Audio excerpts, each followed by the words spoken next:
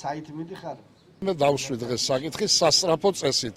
დაიწყონ და ძალიან მაღალი ტემპით ძალიან მალე დაასრულონ ამ გრანიტის ნაცვლად სერიოზული მონუმენტის დადგმა, რომელიც ასახავს და ის დატვირთვა ექნება, რაც 9 აპრილს აქ ქართველი ადამიანების ცნობიერებაში. არ ჩავთვალეთ მიზანშეწონილად, რომ საკონკურსოდ გამოტანილი ნამუშევრები,